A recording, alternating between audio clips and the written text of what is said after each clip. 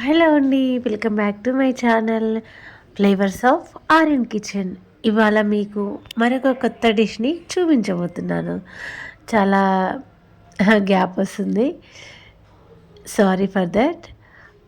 కంటిన్యూగా చేయడానికి weekly twice videos చేయడానికి ట్రై చేస్తాను. ఈరోజు రెసిపీ ఏంటంటే పొటాటో కుర్మా అనమాట. పొటాటో కుర్మా చాలా రోజులు అయిందండి. వంకాయ కుర్మా చేస్తూ ఉంటాను అప్పుడప్పుడు. పొటాటో కూడా చేశాను కానీ చాలా అంటే చాలా రోజులైంది. ఈసారి చేద్దామని చెప్పేసి చేసేసాను అనమాట. మీకు కూడా షేర్ చేయాలి కదా ఈ వీడియో ప్రాసెస్. సో అందుకే ఈ వీడియో తీస్తున్నాను. వీడియో మొత్తం చూసేసి ప్రాసెస్ నచ్చితే తప్పకుండా ట్రై చేయండి.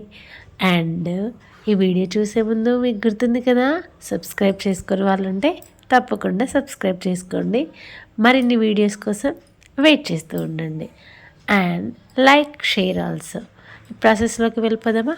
ఏం లేదండి, ఫస్ట్ కొంచెం ఇవి పొటాటోస్ అనేవి మనము బాయిలింగ్ మీడియం సైజులో చేసుకోవాలి. కుర్మాకి చాలా ఇంపార్టెంట్ ఈ బాయిలింగ్ ప్రాసెస్ అనేది, అందుకే పర్టికులర్గా చెప్తున్నాను.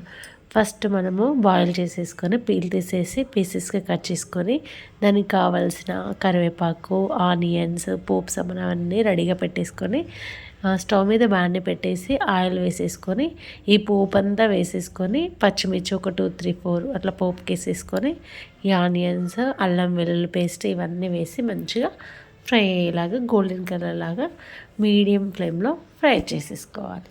దీంట్లో పోపుకి ఇలాచీ కూడా వేసుకుంటే బాగుంటుంది. కరివేపాకు కూడా యాడ్ చేసుకుంటాం అనుకోండి. మా బాబు అనమాట బాయిలింగ్ పొటాటోని టేస్ట్ చేస్తున్నాడు. సో క్యాజువల్ అలా ఫన్నీగా క్యాప్చర్ చేశాను. ఇప్పుడు దాంట్లోకి మనము ఇంగ్రీడియంట్స్ ఇంకా ఎక్కువ ఫ్లేవర్స్ ఇంగ్రీడియంట్స్ ఉంటే ఇంకా కుర్మాకి చాలా బాగుంటుంది అనమాట. ఇప్పుడు అదంతా ఫ్రై అయిపోయాక పొటాటోస్ వేసేసుకుందాము. బాయిలింగ్ పొటాటోస్ వేసేసుకొని మంచిగా అవి చిదిమిపోకుండా మంచిగా స్మూత్గా కలుపుకోవాలన్నమాట ఈవెన్గా. ఎందుకంటే ఆ పోపు అంతా ఆయిల్ అంతా దానికి పట్టేసి బాయిల్ అవుతున్నప్పుడు లోపలికి కూడా జ్యూసీగా బాగుంటుంది. ఇప్పుడు దానికి సరిపడా కారం వేసేసుకుందాం. కారం ఏంటి ఇంత వేసేసారు, రెడ్ కలర్లో ఉంది అనుకుంటున్నారా? కారం కలర్ అలా ఉంది, కాకపోతే కారం అంత స్పైసీ ఏమి ఉండదు మాది. సో అందుకే నేను ఎక్కువ యాడ్ చేస్తున్నాను అనమాట. మనకు బాయిల్ అవి మనం ఇంకా దీంట్లోకి స్పెషల్ ఇంగ్రీడియంట్స్ కూడా వేస్తాం కాబట్టి కుర్మాలో, సో ఎక్కువ వేసుకుంటున్నాం కొంచెం అంతే. చింతపండు రసము, కారం అంతా దానికి పట్టేసేలా కలిపేసుకొని చింతపండు రసం గుజ్జు తీసుకొని దాంట్లో కలిపేసుకోవాలి. ఇదేంటి అనుకుంటున్నారా? పల్లీలు, నువ్వులు ఇవి కలిపి గ్రైండ్ చేసుకున్న పేస్ట్ అనమాట.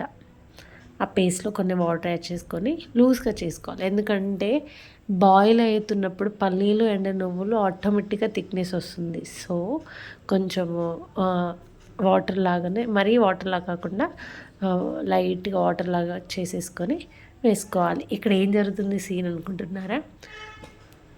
మా బాబు మా వాళ్ళకి టిఫిన్ చేయిస్తున్నారనమాట. అప్పుడప్పుడు అలా స్పెండ్ చేస్తారు తనతోని, అంటే టిఫిన్ తినిపించడం ఇలాంటి టైం అనమాట. సో కొంచెం అలా వాళ్ళు తినను అనేసరికి తను తీసుకొని తినిపిస్తున్నాడు. ఇప్పుడు ప్రాసెస్లోకి వచ్చేద్దాం మళ్ళీ.